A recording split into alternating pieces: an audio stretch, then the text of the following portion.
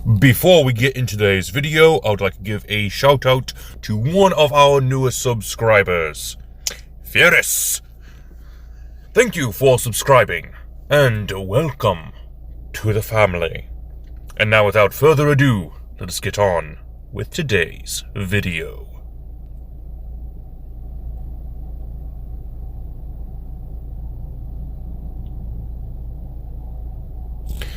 Greetings, my dear viewers. Welcome back to Dungeons & Dragons Character Concept Optimized, where we take a look at different multi-class builds and try to min-max everything about them to make one of the most powerful builds for this multi-class feature. Today we are looking at the Warden, as I call it. The Druid Warlock multi-class. This was requested by Forever Dragon Master, as they had an idea for their build and wanted to know what was the best way to optimize it. And for a good time, I did not know how. In fact, there was not really anything that I could think of to optimize this build. I mean, why would you even want to multi-class Druid and Warlock? Is it just for flavor? For thematic purposes? Like a Spore or a Blight Druid paired with an undead Warlock to serve the Golgari, or some form of Lich. Or perhaps you're a Circle of Dreams Druid, which means you have ties to the Feywild, so it only makes sense if you had an Archfey as your patron. Or perhaps you're one of the Princes of the Apocalypse and serve the elemental evils. Or your soul was fused with the souls of Dracoliches, and you were put into a deep sleep, only to wake up with druidic powers, as Forever Dragon Master had pointed out with his build. But that's about it. It's just flavor. I mean, sure, you could empower your wild shapes using the Eldritch Invocation Devil Sight to give your wild shapes magical vision to see in both magical and non-magical darkness. Or perhaps you would use spike growth with different invocations to empower your Eldritch Blast, like Repelling Blast or Grasp Hafahada. There are some very good options, but how could we possibly optimize this build and min-max it to its most powerful version? It took me a while, but I think I came up with an idea. We have some goals for our multi-class builds. We need our race, our background, the levels, subclass, and spells for our two different classes. For the case of our Warlock, we also need to know our Eldritch Invocation and our Pact Boon. And we also need to know any possible feats that could help us. For the Druid Warlock, there was some themes that I was able to find, and that is is mashing together different features that would give us a sort of damage sponge, a meat shield, a large hit point pool that has the potential of resisting most attacks. The ability to heal yourself and possibly even others so that the fight can go on in your favor. Of course, going by that Spike Growth and Eldritch Blast combination, we are going to make it difficult for our enemies to get to us or to get away from us. Of course, being able to empower our Wild Shape feature is going to be a must. So let's go ahead and start this build off with the race. Now, there are two different options here. The most popular one for this multi-class series on optimization is, of course, the Vidalcan. This is because of their tireless precision feature giving us some bonuses to our skill, but of course that Vidalcan Dispassion giving us advantage on all intelligence, wisdom, and charisma saving throws. Partially amphibious is only a bonus at this point. But there is another race that I would like for you to consider, and that is the Shifter. A race that is very popular among Druid builds.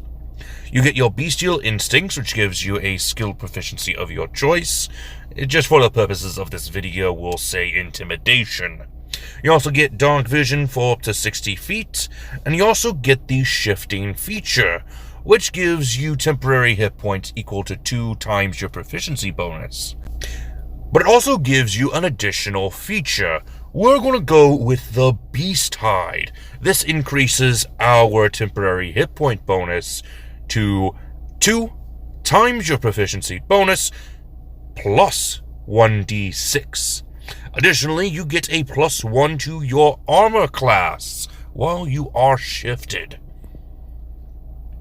For our background, we could go with one of the Strixhaven students to give us some extra spells, but I think that the Wild Spacer is going to be a better option.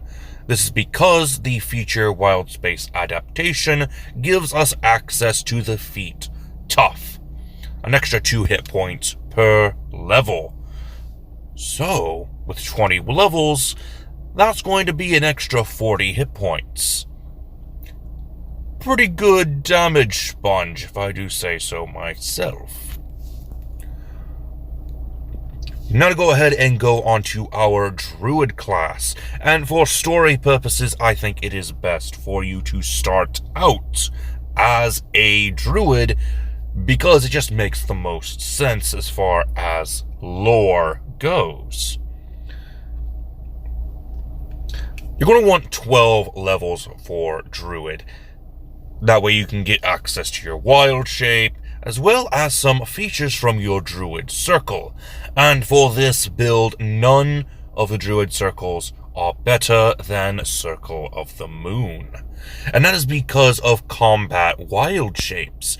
Not only do you get to now use your Wild Shape as a bonus action, but while you are transformed by Wild Shape, you can use a bonus action to expend a spell slot to regain 1d8 hit points per level of the spell level expended.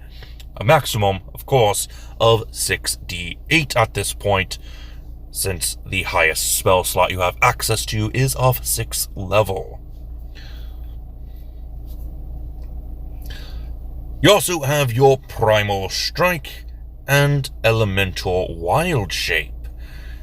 Your Primal Strike is only going to affect your Beast shapes, but that Elemental Wild Shape gives you access to a couple new forms.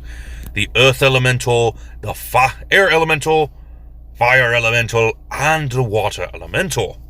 The best, of course, being the Earth Elemental, since it has the most hit points.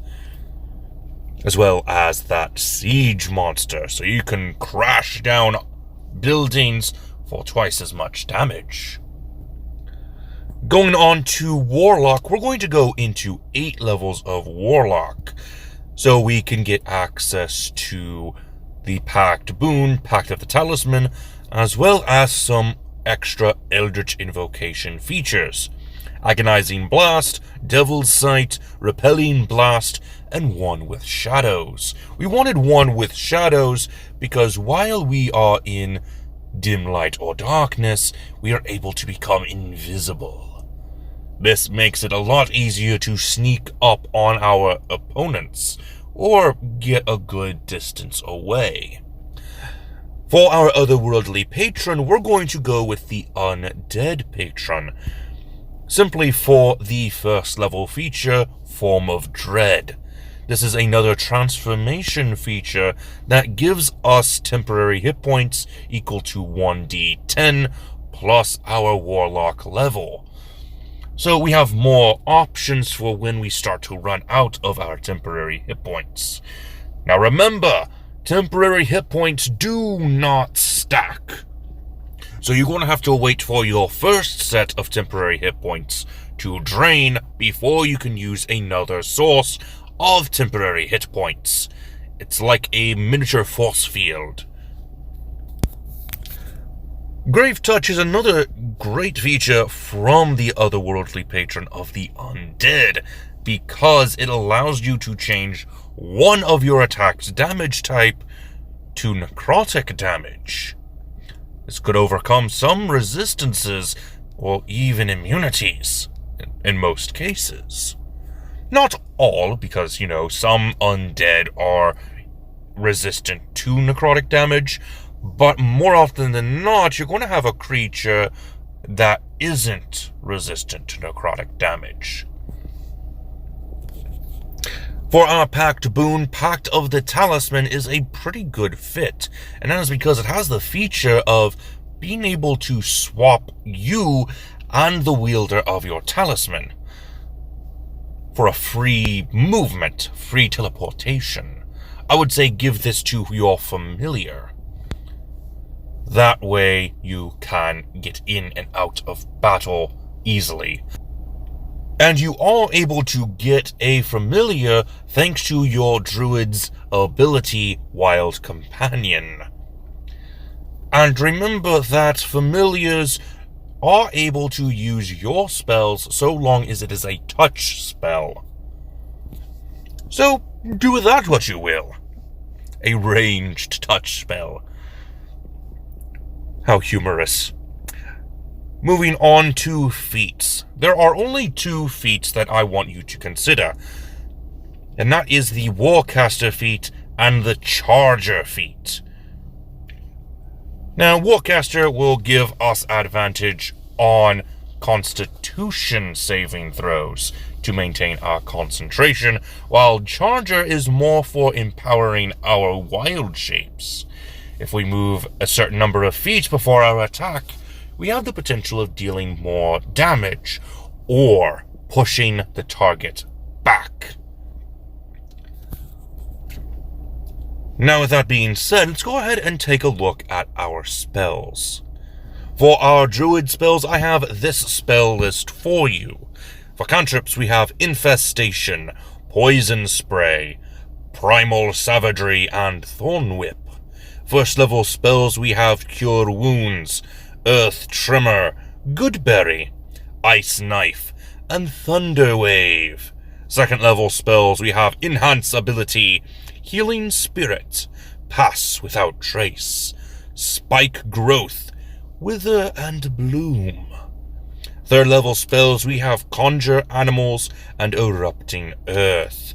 Fourth level spells, we have Conjure Minor Elementals, Conjure Woodland Beings, and Guardian of Nature. Another transformation, look at us go. For fifth level, we have Greater Restoration, and sixth level, we have Transport via Plants. One of the best spells for sixth level, in my opinion. Go inside a tree, come out of another tree, or teleport into a flower and go into another tree that is behind your enemy. For your Warlock spells, of course we want Eldritch Blast, and we also want Sword Burst and Toll the Dead. For your first level spells, we have Armor of Agathis, Arms of Adar, and Hellish Rebuke. Your second level spells are Cloud of Daggers, Darkness, and Flock of Familiars.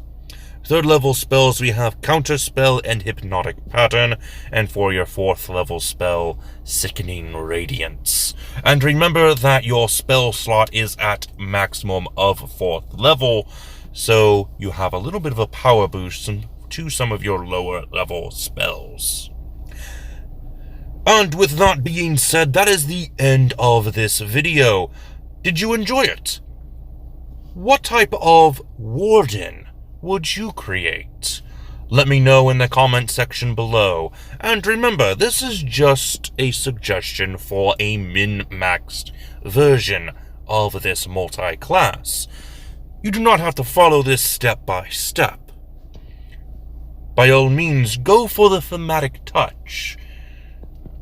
Or go for a different route. I nearly did, but then I found this one, and I think it's a lot better. But with that being said, that is all I have for you today. Join us next time where we might be taking a look at another RPG system. But until then, this has been Drehan, and I am offline.